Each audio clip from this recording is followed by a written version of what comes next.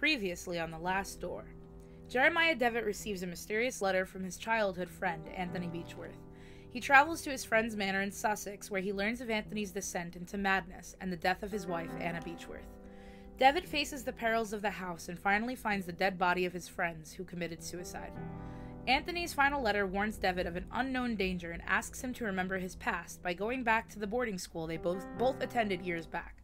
Father in heaven, hallowed be your name. Put the robes up. Thy kingdom come, thy will be done, in earth as it is in heaven. Give us each day our daily bread. Forgive us our sins, for we ourselves forgive our debtors. And lead us not into temptation, but deliver us from evil. Amen.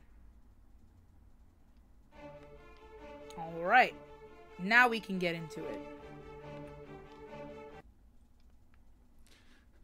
Now tell me, where are you? What do you see? Absolutely nothing.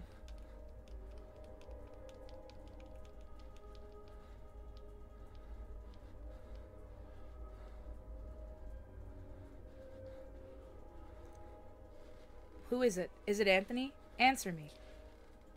Oh, it's so bright. It's so bright.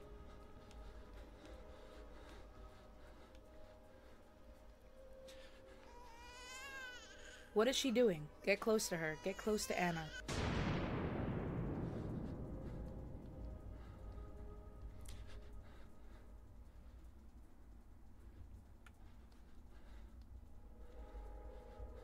When I count to 3, you'll wake up. 1, 2, 3. Now wake up. Wake up. You can rest now, Mr. Devitt. That'll be enough for today. Are these sessions really necessary? I am confident that this is the best course of treatment for your symptoms. Now, did you ever see him again? I saw it. What did you see? Can you describe it? I struggle to find adequate words. It's very hard to describe, something beyond human logic. He was bathed in darkness, not a darkness of shadow, but of malice, a sinister force lying in wait. It communicates not in a language of the human tongue, but in a language of fear. The tendrils of this fear creep and entangle my soul, swallowing me within the maw of its darkness. I resist, yet am drawn to the eye. I can understand why you're disturbed, Mr. Devitt. With your permission, I would like to consult on your case with a colleague of mine, a man I've known for many years who is more versed in modern psychological practices. I think his knowledge and experience would be very helpful in enabling us to understand your condition. If you think it would be of help, Doctor, I leave it in your hands. The agony grows increasingly unbearable, and if you believe this man can help, then I welcome his aid. Thank you, Dr. Wakefield. I bid you good evening. I mean, I feel like if I had experienced the trauma of seeing my friend's body...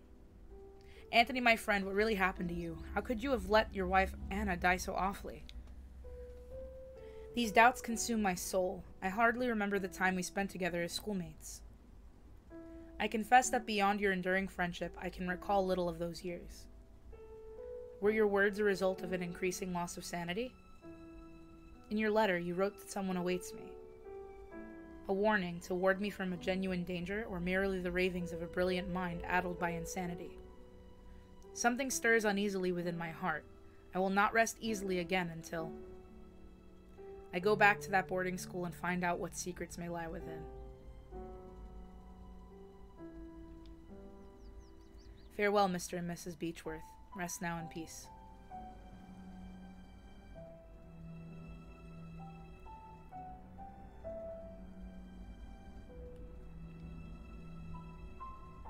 Damn. I'd be sad too.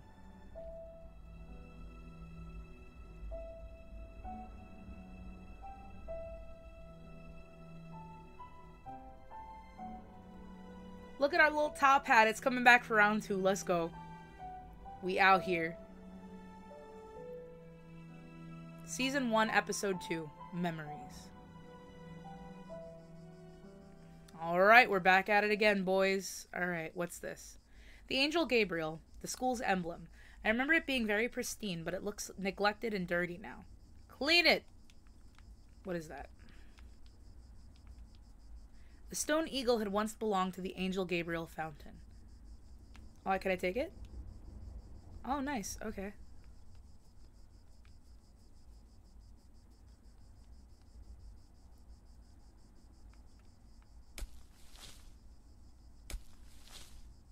A locked wood coffin, badly finished. It seems that whoever made this was a bit rushed to finish.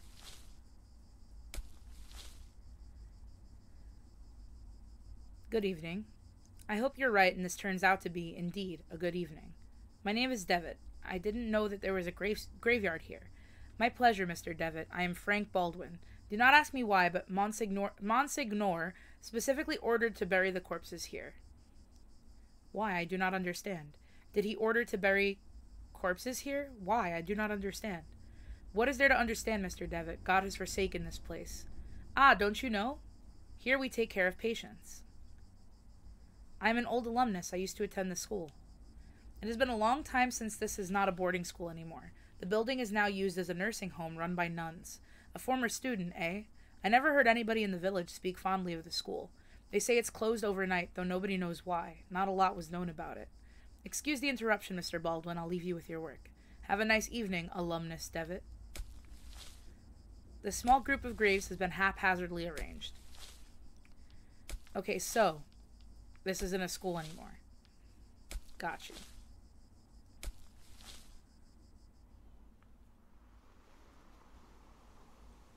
What is that? What is that, actually? A piece of old fishing net. Give me that. Many years adrift have perfectly smoothed this flotsam into a small log. The Lost Pilgrim, a sea stack older students at the school used to climb. Somewhere up there are my initials. Love that for you. Alright, and let's go back. I'm intrigued.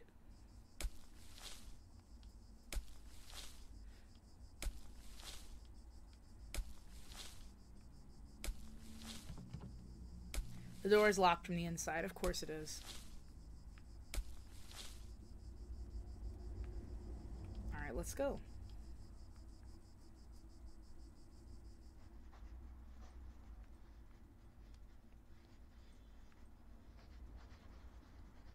This painting holds a visage of judgment, but yet compassion. Pardon, excuse me, sister? Good evening, sister. What was that? Good evening, sister. Good evening. I'm Mother Elizabeth. What brings you here, Mr. Devitt? I'm a former student of this boarding school. As you can see, Mr. Devitt, this stopped being an academic institution a long time ago and is now exclusively dedicated to prayer and the well-being of the patients under our care. I see. Even so, may I please speak to Mr. Devitt? I'm afraid that we are too busy to start wasting time talking about past issues. In addition, there's little to say. We sisters arrived after the boarding school had closed down. Everybody but Monsignor, of course. Monsignor. Exactly, but you didn't answer my question. Why have you come to this place, Mr. Devitt? This place will help me remember my past. If you have memory problems, I would recommend you visit a doctor immediately and don't waste your time here. It'd be good for me to appreciate the passage of time. Perceive the passage of time? What are you talking about? Well, I appreciate your honesty, Mr. Devitt. I'll allow you to stay around here. I hope I won't regret my decision. Don't worry, Mother. Thank you. Alright, let's take off the top hat. Let's go exploring.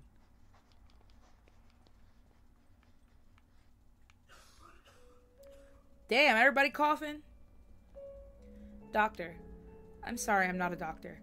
Pay him no mind. He's been delirious for some days. I'm Miss Mary Vinge, and this is my brother Matthew. Juliet, why have you left me? Why won't you answer my letters? My letters.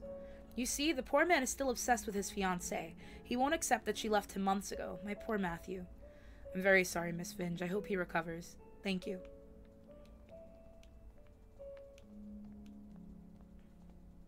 Are you all right, madam? There was a rhythmic sound like a breathing. What do you mean? It was last night. I felt an increasing pressure on my temples.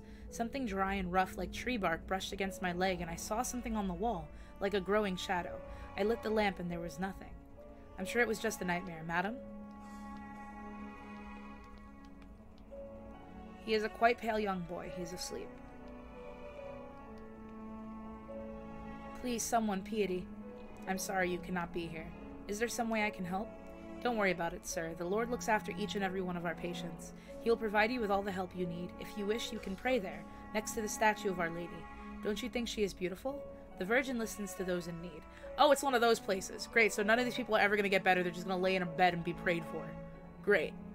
A picture of the Virgin Mary gazing at you, supposedly to portray a sympathy and compassion for you. However, she seems to look more pained and sorrowful here. Damn. I unlocked the door. Okay, that's the one that leads outside. Awesome.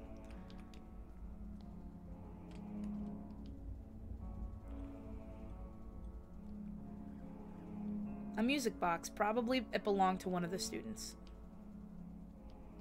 We used to keep our textbooks on these shelves.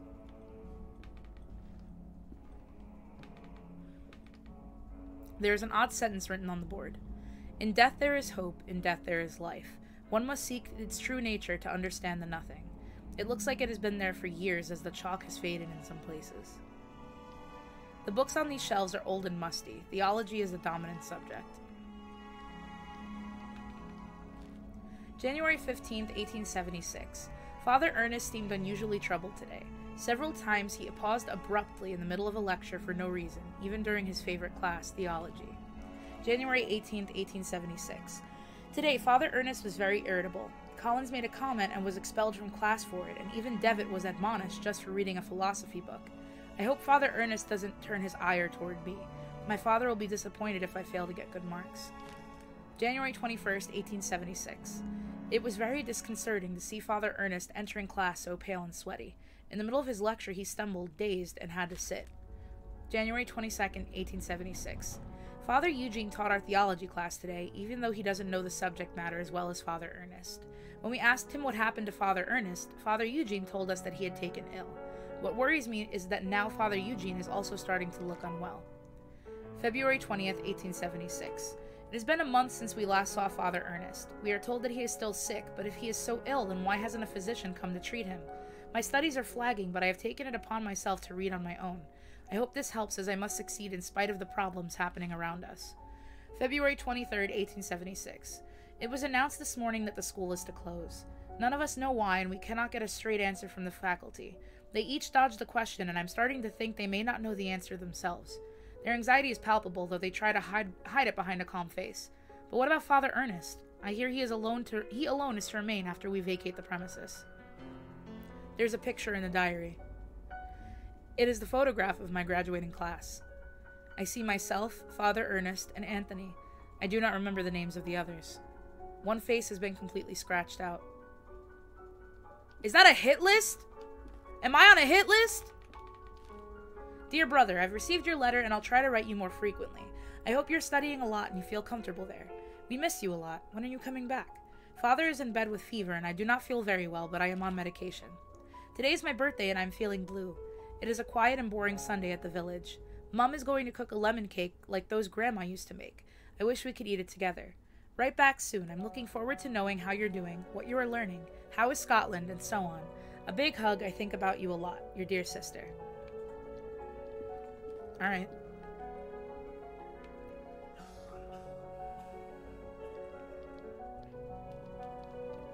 So, interesting. I think that was a hit list in the other room. And we're on that hit list.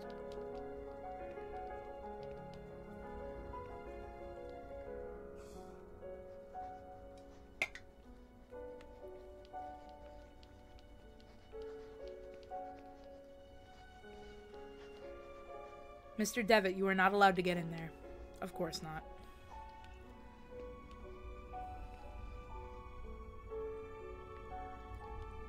A dusty old tapestry of the Virgin Mary with baby Jesus in her arms. Baby Jesus.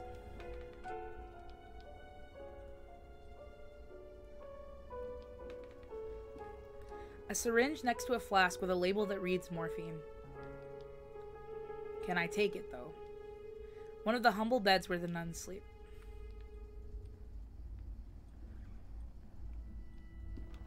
Good evening, sister. Sister? All this suffering, all these tears, all our prayers unanswered. What do you mean, sister? All these years entrusted to the Lord, praying, looking for a sign, for something that can give me strength. Every day I hear them cry, pray, scream, and die, and what for? Where are you, Lord? Why won't you answer me? Maybe there is no Lord, sister. What should we do then? What is our purpose for living? I can't go on, not like this. Excuse me, sir. Okay, damn. Alright. On the upper shelf of the antique cupboard, a well-worn Bible and rosary beads gather dust. It won't let me take the morphine.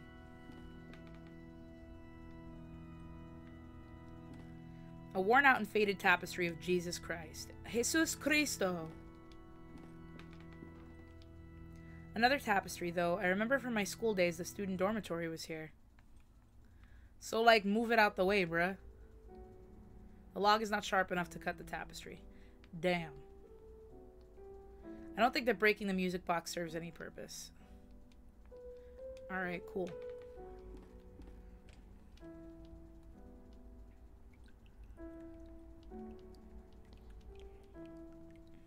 There's a puddle in the shower hole with something shining underneath the grating.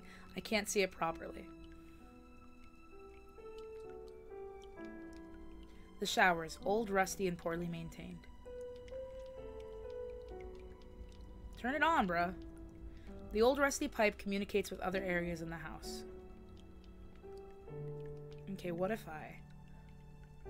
No. What if I... It won't let me. Never mind. Shard of a broken mirror. Give me that! I can cut the tapestry. Beautiful. Beautiful. We're getting somewhere, lads. The mirror chunk is sharp, but too weak to cut the tapestry. It might break. I hate it here.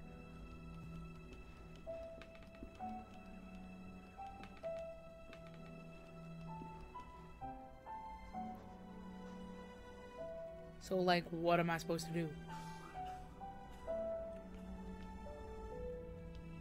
Nope. What about you? Do you want that? No.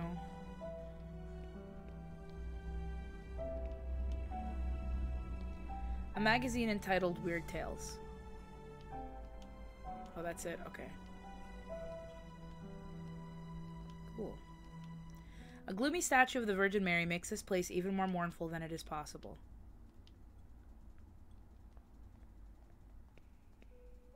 Okay, interesting.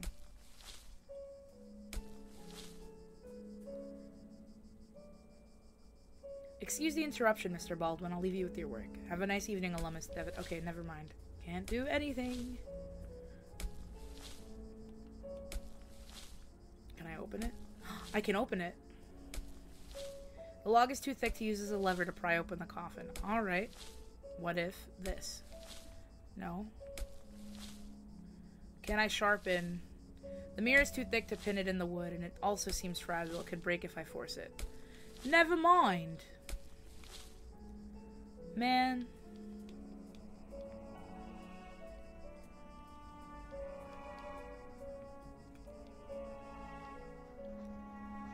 Alright, let's figure this out.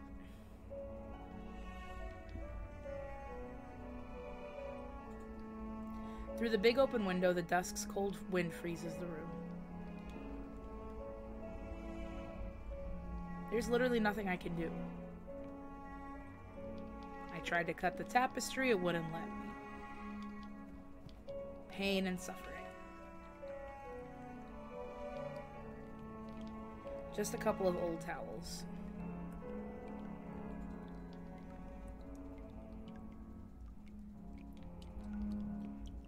The tap of the shower. If I open the tap, the shiny object could be carried away by the stream of water.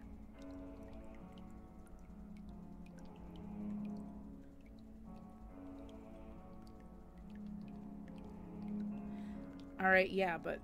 okay. What about it being outside, though? Because I know there was, like, a... what's it called? A pipe outside on the side of the house? Building. It's not a house. Like, right here. Hold on. This right here. Like, it won't let me... Man, alright, let's see.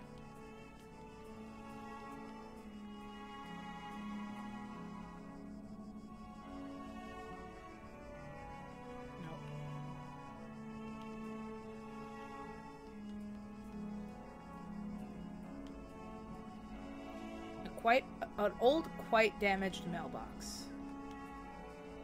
I didn't even know that that was here. There's a postcard inside the mailbox. Dear Matthew, it has been several months and I still have heard no news from you. My brothers insist that you have abandoned me, but I'm sure that you remain true. I know that you would never do that to me, for I know your heart and the honesty of your desires. I got this address from a hospital in London and pray that it reaches you safely.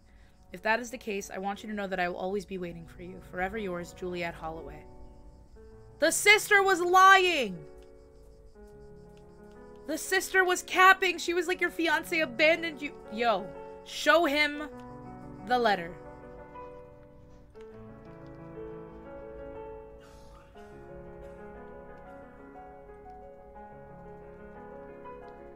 Mr. Vinge, I think this letter is addressed to you. Oh, thank you. Leave it with me if you'd be so kind. As you can see, my brother is too weak to read it. Well, Matthew, let's see who has written to you. Oh, it's a letter from our mother. Dear Matthew, I hope you're recovering. I wish that your beloved sister and you come back home soon. Miss Vinge is making up the letter's contents.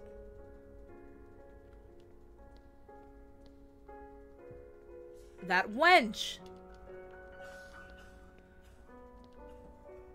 Can I look at... Wait, I can look at it, right? Probably belonged to one of the students. Okay.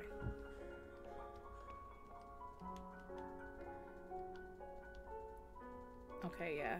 Lord looks after our patients, yada yada.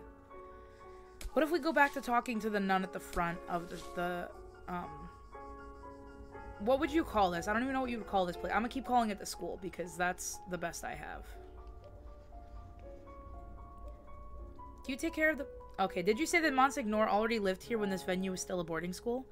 Indeed, he was still priest and professor before he became Monsignor and started to lead this place. Do you take care of patients here? Of course, Mr. Devitt. We tend to both the physical and spiritual needs of those in our care. Who is Mr. Baldwin? Monsignor instructed me to take him on as caretaker. Many of the sisters find him a bit strange, but he performs his work well and complains little. Could I talk to Monsignor? I'm afraid that's impossible. Monsignor has left strict instructions that he must not be disturbed. Not even by any of the sisters. Thanks, Mother. I'll leave you with your duties. Alright, I'm gonna have to do something shady, probably.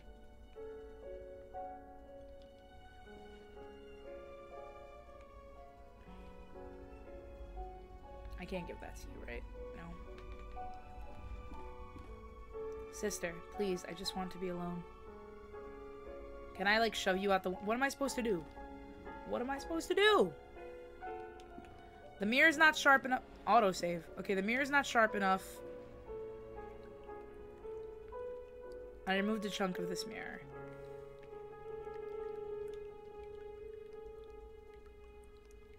What if I use the mirror? No? I can't see it properly, but, like, what am I supposed to...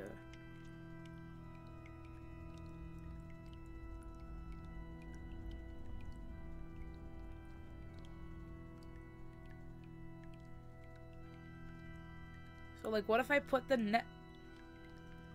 What am I supposed to do? Literally, what am I supposed to do?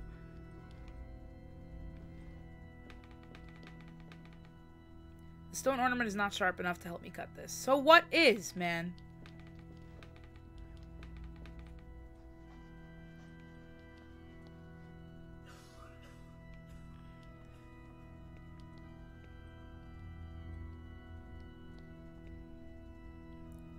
All these unopened letters are addressed to Juliet from Matthew. Why would his sister keep them? Oh, wait, here you go, Matthew. My letters. All the letters I wrote to dear Juliet. You never posted them.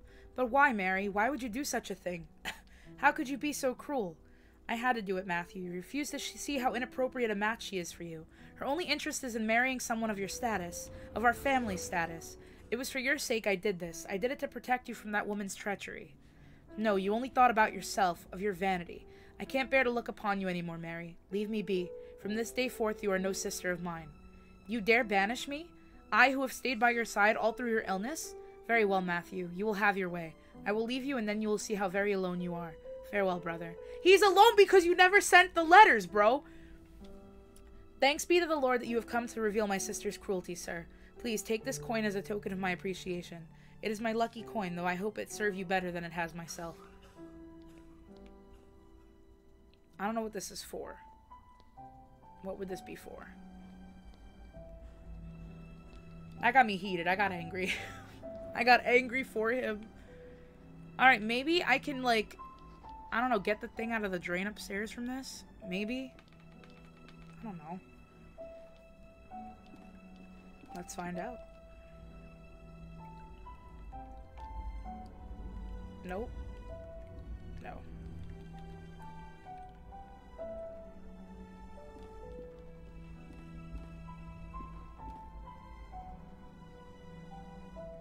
Maybe I could give it to you?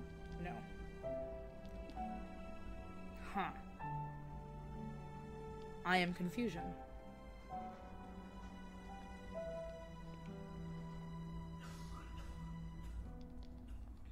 Oh wait, the music box!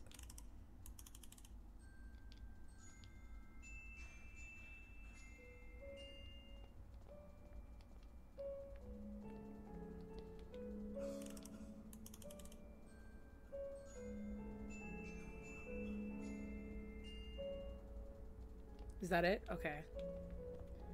Maybe if I do this.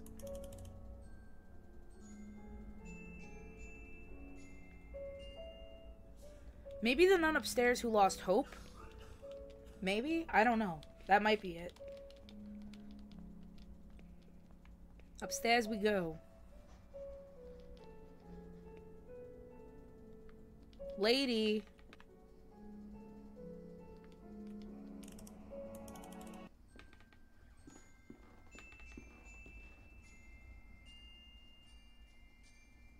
Oh, what a beautiful melody. It reminds me of my youth when I was vibrant and full of purpose. I knew my path then. Oh, may God bless you, for you have given me the sign I was looking for. Give me this now. Can I take it? No.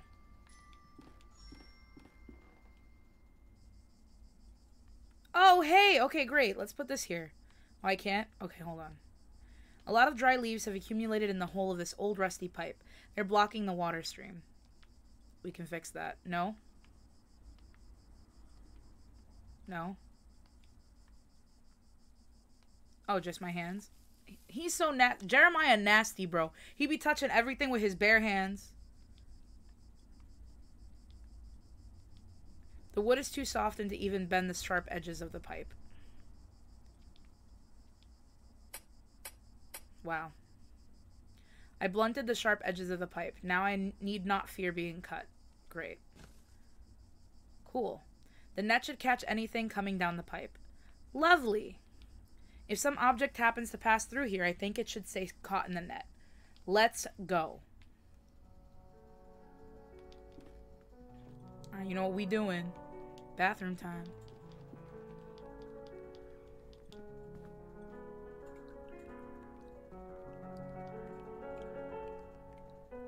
I can now open the tap with no risk of losing the shiny object.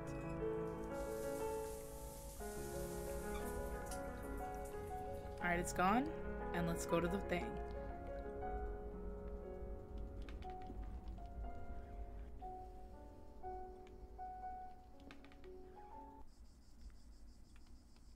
The net has caught the shiny object. Hell yeah. Give it to me.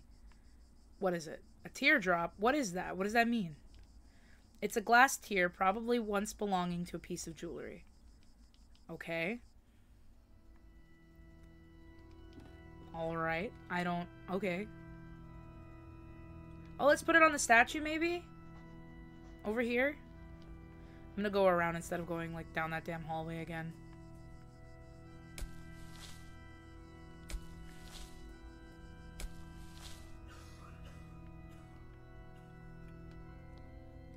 I have placed the glass tear in the hollow of the Virgin's cheek. It seems that it fits perfectly.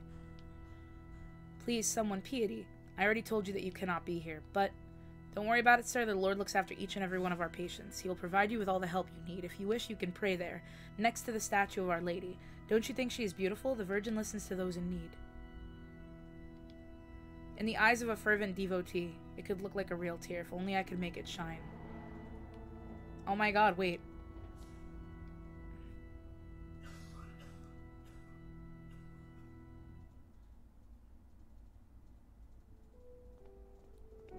Oh, Our mother is crying? Oh my lord, what does it mean? What have I done? What have we done?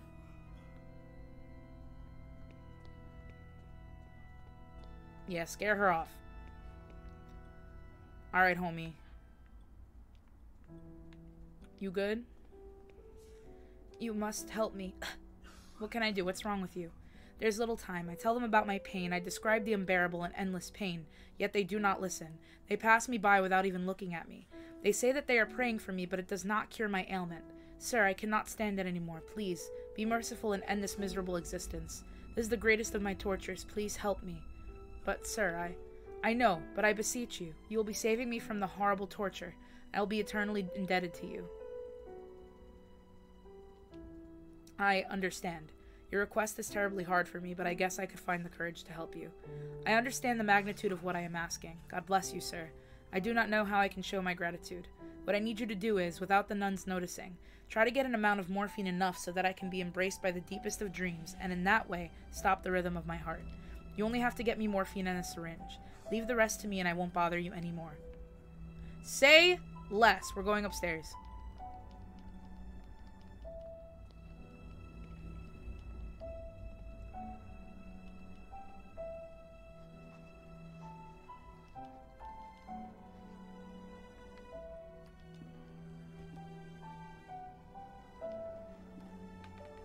A syringe next to a flask with a label that reads morphine. See? There you go. Lovely. And back to our boy.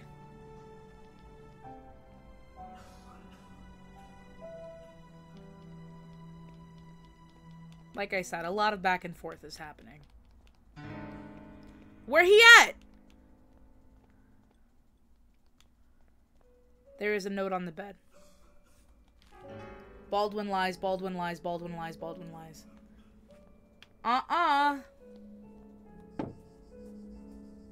Noises coming from inside the coffin. What in heaven? I cannot open the coffin with my own hands. The lid is nailed shut. A grave recently dug. A small group... yeah, we've already read that. Okay.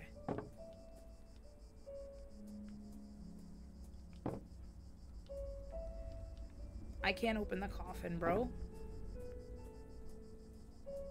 I don't have an item to open it.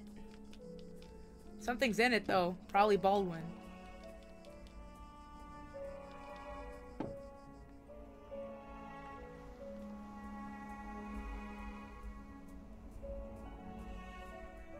I can hear the voice.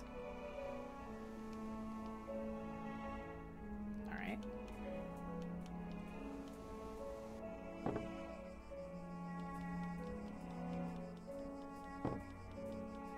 I don't have anything I could use to pry it open, right? Like, I don't. Coin is too thick to lever the nails out of the coffin.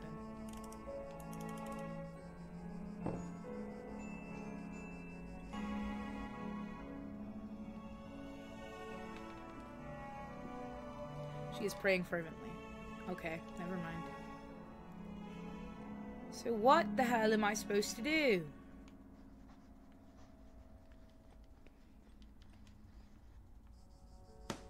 Oh, there he is. It looks like his toolbox. I wonder if there's something useful in it. Might be able to take a look if I keep him distracted. Please do not touch my tools. Tell me about Mother Elizabeth. She's pretty strict, I can tell you that much, Mr. Devitt. Do not think she likes me very much either. Tell me about this place. Well, the construction of this building was ordered by an Episcopal Bishop of Aberdeen in 1805. Okay, tell me about Aberdeen. It was the place where I was born and raised, one of the biggest cities in Scotland. I don't care. I do not care.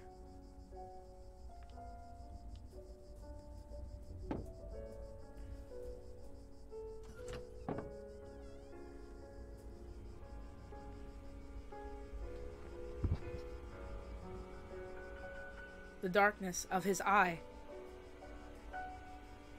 His body is petrified. He has a look of sheer terror in his eyes.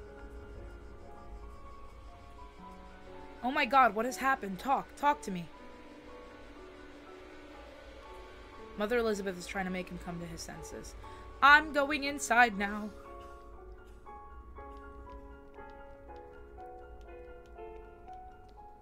Alright, we've moved her, so now we can go to the right. Yeah.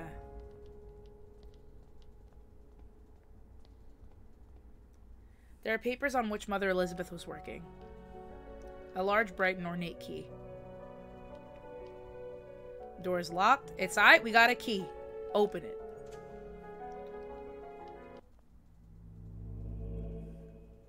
Oh, that's so bright. Oh my gosh. Oh. Alright. Don't look into his eyes. Because the deepest darkness dwells in his eyes.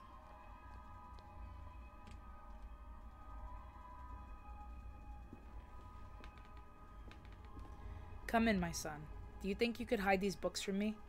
They are just classic philosophy books, Father. Plato and Aristotle? Silence. Instruments of falsehood, you mean. Fallacies coming from the snake. Now, son, get on your knees and raise your arms. Apologize to the Lord. Pray to the Lord. Damn. It is Latin. Malum in se. Evil in itself. A strange eye-shaped symbol. Eye of the bird. What does this mean? No, thank you. Stop. Yeah, I had a feeling. Lord, your eyes burn me. I don't deserve mercy nor forgiveness. O Lord, have mercy on my soul. Who are you sending me? Is death to whom you are handing me over? Has my hourglass already run out of sand? Father Ernest. Ernest, it's been many years since I last heard that name, since... Oh, I see. Father, I'm here to remember. You have to help me, I beg of you. Pleas, entreaties, petitions, praying, torment, exemption. Past times bring us just misfortune and pain. Father Ernest, I was one of your students. One of my old students, you say. It's only the Lord who teaches us. We all must follow his ordinances and disciplines. Get closer, son. Come pray next to me.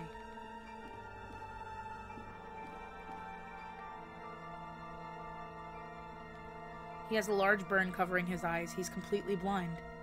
Despite his decrepitude, extreme thinness, and paleness, I can still recognize Father Ernest. But he seems far away, like in another world.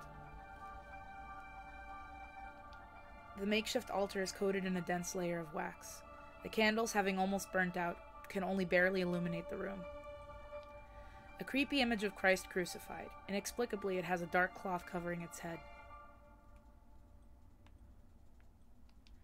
The walls are completely covered with crosses, a mentally ill act.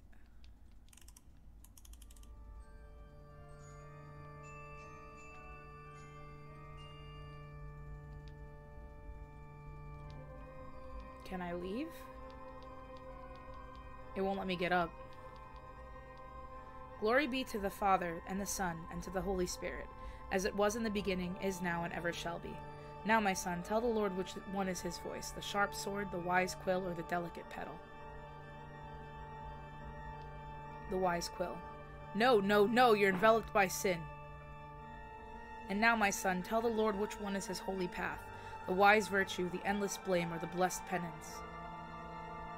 The blessed penance. No, no, no, your soul is embraced by the darkness. And now, my son, tell the Lord who are you, the faceless pilgrim, the gate guard, or the lost seaman. The lost seaman. Yes, yes, that's it, my son. We live lost in an endless ocean of sin and blame. Now leave me alone. I have to purify my soul. No, go back. There was something on the floor.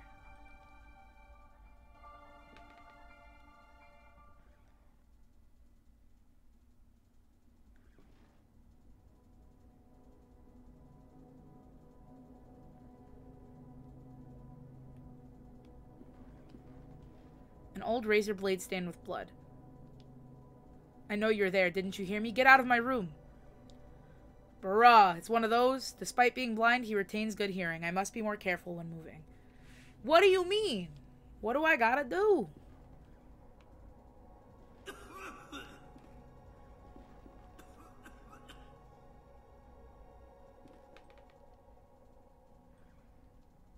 Using the log as a handle for the razor, I can use this to cut. Great. I'll let him cough again so I can walk a little closer.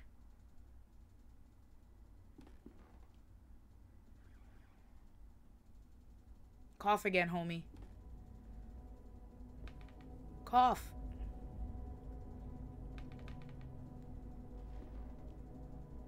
The bird eye, the 4 witnesses. Yeah, yeah.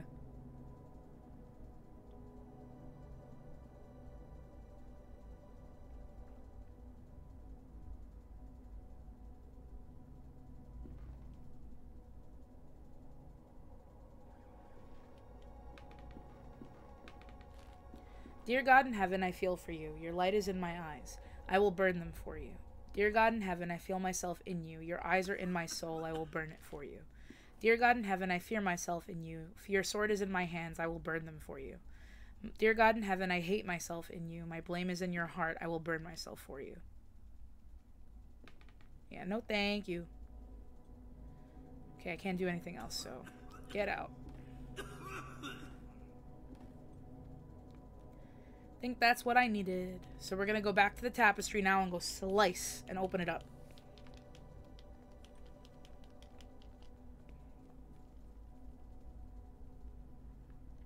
Upstairs.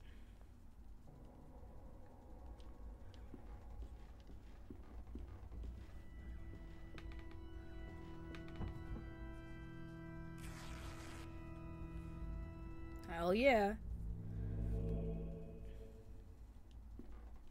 I remember that in these drawers we kept some of our personal belongings. Now they're all empty.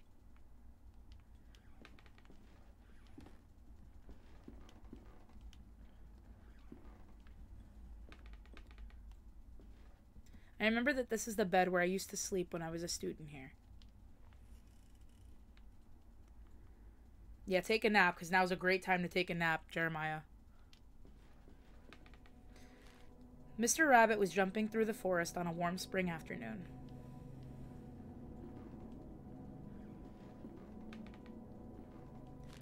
When going through a bush, Mr. Rabbit ran into Mr. Wolf, Mr. Vulture, and Mrs. Snake, who were having a heated argument.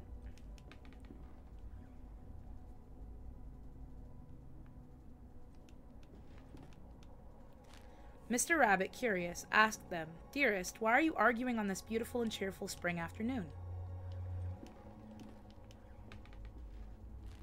Mr. Wolf answered politely, "What we are trying to decide here is which one of us will have the pleasure to eat you up." Mr. Rabbit, really scared, said, "But I do not want to be eaten. I want to live."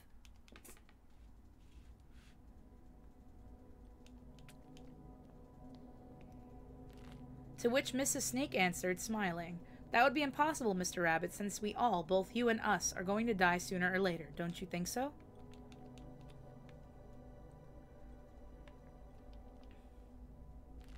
Mr. Vulture added, "Mrs. Snake is right. We should stick to the issue at hand. It is getting late, and as you can see, we do not agree. Do you want to help us decide, Mr. Rabbit? Who would you suggest as the one to eat you?"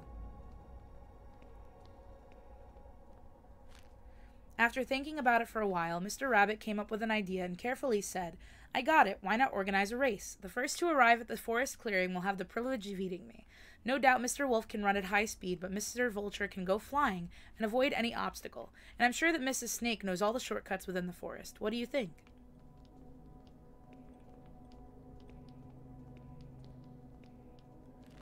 The 3 predators agreed that it was fair, so they started the race and they quickly disappeared. Mr. Rabbit, happy to trick them, started running at high speed in the opposite direction of the predators who, eager to prove their worth, didn't realize the trick.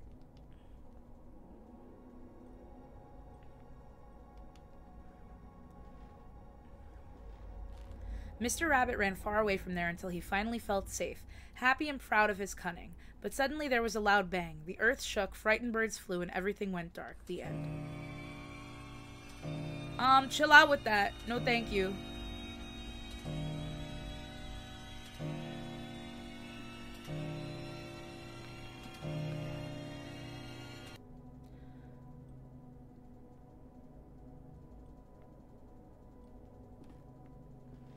What am I supposed to do then? Hello?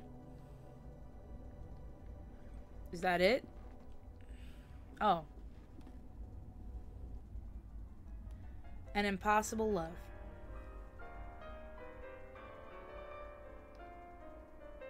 There's something I have kept to myself for a long time. And the thing that is that I love you. I have always loved you. Since the first time I saw you, since the first time I felt your frozen hands. Oh, is she dead? Each time I move away from you, I miss your glassy, empty, dead eyes. Yeah. I miss your rough hair, your grayish skin, your stench. But our love just cannot be. It is an impossible love.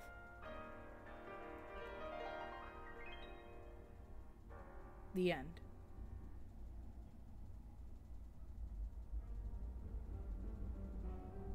No, not again. How long have I been sleeping? What was that all about? In the nightmare I found a place in my memories.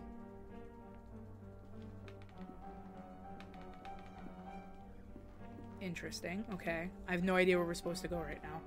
We'll make it work, though.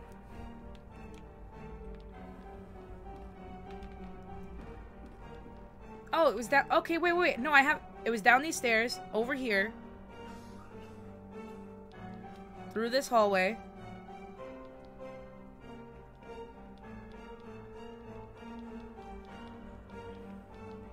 And through this door. The classroom.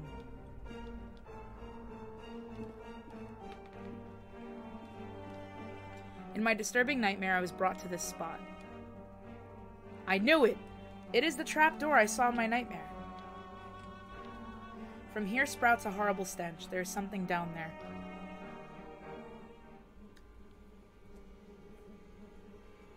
Did you see? Did you see? It was there, just in front of me. That thing, it was screaming. The decayed corpse of a young woman. It seems as if she'd been devoured by an animal. The walls are splattered with dry blood. The stretchers used to carry the corpses here. Who is behind all this? He must have been dead at least a week, still bearing an expression of horror. They killing people out here? Crazy.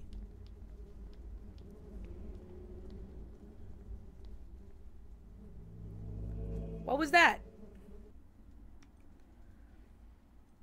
Another flashback, I guess. Punctual as always, Devitt. Now, all that remains is to introduce our guest. You may come in now, Professor. Father Ernest. Do not worry, my friend. I invited him to join us this evening. The professor genuinely shares our curiosity, and who better to complete our group than one of the most renowned theologists? Moreover, we mustn't ban those who are willing to explore beyond the veil. The moment we have long awaited for is now— I can't read. English is so hard for me. The moment we have long awaited has now arrived. Please, all of you, take a seat and we shall begin the procedure. Soon the door shall be open, and then we may finally see what lies beyond. Now I ask that you close your eyes. You will feel a momentary prick as I inject you with the serum. Damn.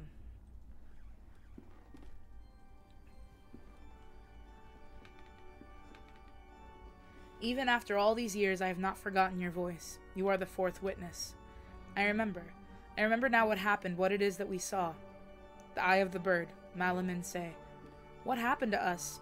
What is it that we witnessed? You must tell me. You must make me understand what my mind cannot fathom. It was our curiosity that damned us. We opened that which should not be opened. In doing so, we shorn the veil that separated our world from his. In seeking vision, we were ourselves seen by the eye of the bird. It remembers us. It looks for us. It calls us from its dark nest, from its abominable lair. All these years I have attempted to return to it, but I have no strength left. These poor wretched creatures are too fragile. They lack the sight to return. Not one of them has. Only us, the four witnesses. Who are the other two? Where are they? They disappeared, as you did. I haven't heard from any of you, but I was seized by curiosity. It absconded with my faith and deprived me of sanity. O Lord, forgive me, for I have sinned. Nothing remains. All that is left is our surrender to him. Gravely have we sinned, and now our only absolution is to burn in the flames. Malum. In. Say.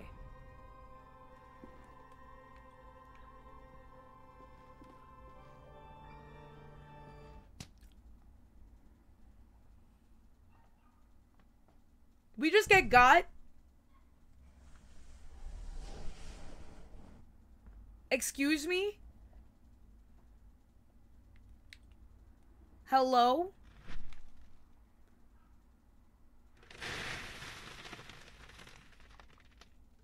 Are we getting buried?